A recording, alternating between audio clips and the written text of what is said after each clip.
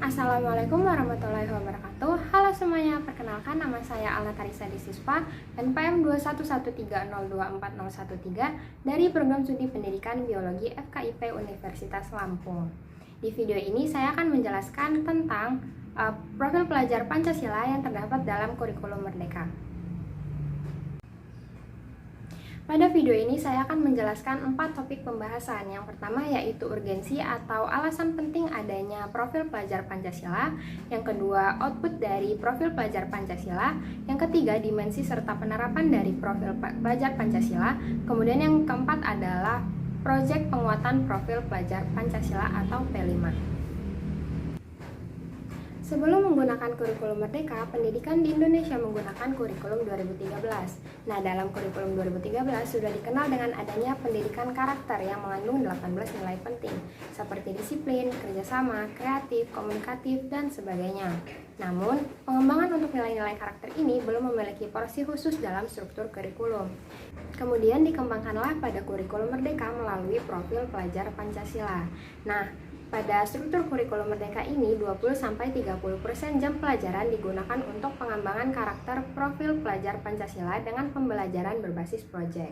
Kemudian untuk definisi dari profil pelajar Pancasila ini adalah sejumlah karakter dan kompetensi yang diharapkan untuk diraih oleh peserta didik yang didasarkan pada nilai-nilai luhur Pancasila. Baik, sekarang kita masuk ke dalam pembahasan yang pertama, yaitu mengenai urgensi atau alasan penting adanya profil pelajar Pancasila. Nah, ada 3 alasan. Yang pertama yaitu sebagai bintang penuntun pembelajaran. Jadi, profil pelajar Pancasila ini menjadi penuntun arah kebijakan-kebijakan pendidikan di tingkat nasional, daerah, dan sekolah. Juga menjadi pegangan pendidik dalam membangun karakter serta kompetensi anak-anak Indonesia di ruang-ruang belajar. Kemudian yang kedua adalah sebagai rujukan perancangan kurikulum yang sesuai dengan Standar Nasional Pendidikan atau SNP. Jadi profil pelajar Pancasila ini merupakan elaborasi dari tujuan pendidikan nasional. Kemudian juga merupakan intisari dari Standar Kompetensi Lulusan atau SKL. Selanjutnya SKL serta Standar Nasional Pendidikan seperti standar isi, standar penilaian, dan standar proses menjadi rujukan untuk pengembangan kurikulum nasional. Semuanya menjadi rujukan bagi para pendidik untuk mengembangkan dan merancang pengalaman belajar yang bermakna dan secara efektif mengarah pada tercapainya tujuan pendidikan nasional. Kemudian alasan yang ketiga adalah sebagai rumusan karakter dan kompetensi abad 21. Profil pelajar Pancasila dirancang berdasarkan satu pertanyaan besar, yaitu pelajar dengan profil atau karakter dan kompetensi seperti apa yang ingin dihasilkan oleh sistem pendidikan Indonesia. Nah, pertanyaan besar ini dijawab oleh output dari profil pelajar Pancasila yang mengacu pada output dari sistem pendidikan nasional. Jadi pelajar Indonesia merupakan pelajar sepanjang hayat yang kompeten, berkarakter, dan berperilaku sesuai dengan nilai-nilai Pancasila.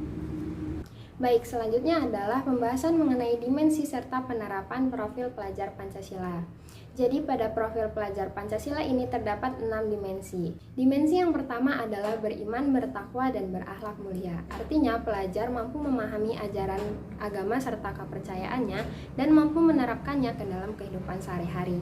Ada 5 elemen kunci untuk dimensi pertama ini. Yang pertama adalah akhlak beragama, yang kedua akhlak pribadi, yang ketiga akhlak kepada manusia, yang keempat akhlak kepada alam, dan yang kelima adalah akhlak bernegara. Kemudian yang kedua adalah dimensi berkebinekaan global. Artinya pelajar Indonesia mempertahankan budaya luhur, lokalitas, dan identitasnya, serta tetap berpikiran terbuka dalam berinteraksi dengan budaya lain. Ada 4 elemen kunci untuk dimensi yang kedua ini. Yang pertama mengenal dan menghargai budaya, yang kedua komunikasi dan interaksi antar budaya, yang ketiga refleksi dan tanggung jawab terhadap pengalaman kebinekaan, dan yang terakhir adalah berkeadilan sosial. Selanjutnya dimensi yang ketiga adalah bergotong royong. Artinya pelajar Indonesia memiliki kemampuan bergotong royong, yaitu kemampuan untuk melakukan kegiatan secara bersama-sama dengan sukarela agar kegiatan dikerjakan dapat berjalan dengan lancar, mudah, dan ringan. Ada 3 elemen kunci untuk dimensi yang ketiga ini. Yang pertama adalah kolaborasi, yang kedua kepedulian, dan yang ketiga adalah berbagi. Dimensi yang selanjutnya adalah mandiri. Nah, artinya pelajar Indonesia merupakan pelajar mandiri, yaitu pelajar yang bertanggung jawab atas proses dan hasil belajarnya. Ada dua elemen kunci untuk dimensi yang keempat. Yang pertama, kesadaran akan diri dan situasi yang dihadapi, dan yang kedua, regulasi diri.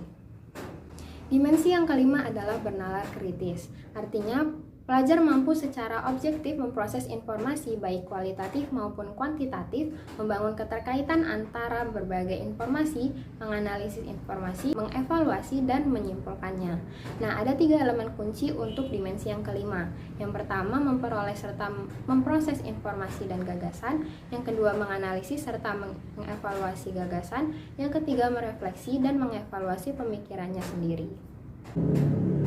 Dimensi yang terakhir atau dimensi yang keenam adalah kreatif. Artinya pelajar mampu memodifikasi dan menghasilkan sesuatu yang orisinil, bermakna, bermanfaat, dan berdampak bagi pembelajaran. Ada 3 elemen kunci untuk dimensi yang keenam. Yang pertama, menghasilkan gagasan yang original. Yang kedua, menghasilkan karya dan tindakan yang original.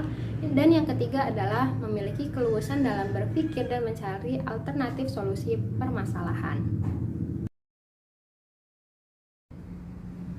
Selanjutnya adalah penerapan dari dimensi-dimensi yang sudah dijelaskan. Di tabel berikut merupakan penerapan dari salah satu dimensi, yaitu dimensi yang pertama, beriman, bertakwa, dan berakhlak mulia.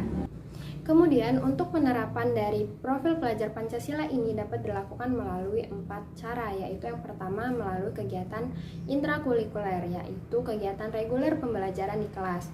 Kemudian yang kedua adalah kegiatan kokurikuler atau kegiatan pembelajaran berbasis proyek. Kemudian yang ketiga adalah kegiatan ekstrakurikuler berupa kegiatan pengembangan minat dan bakat siswa. Kemudian yang terakhir adalah budaya sekolah atau pembiasaan dan budaya warga sekolah. Kemudian terdapat tema-tema utama untuk pembelajaran berbasis proyek. Kemendikbudristek menyediakan 7 tema utama yang perlu dikembangkan menjadi modul dengan topik dan tujuan yang lebih spesifik. Yang pertama, bangunlah jiwa dan raganya. Yang kedua, berekayasa dan berteknologi untuk membangun NKRI. Yang ketiga, Bhinneka Tunggal Ika. Yang keempat, gaya hidup berkelanjutan. Yang kelima, kearifan lokal. Yang keenam, kewirausahaan. Dan yang ketujuh adalah suara demokrasi.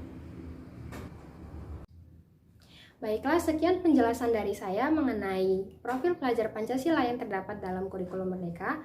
Saya memohon maaf apabila terdapat kesalahan baik dari kata maupun perbuatan. Saya akhiri. Wassalamualaikum warahmatullahi wabarakatuh. Terima kasih sudah menonton.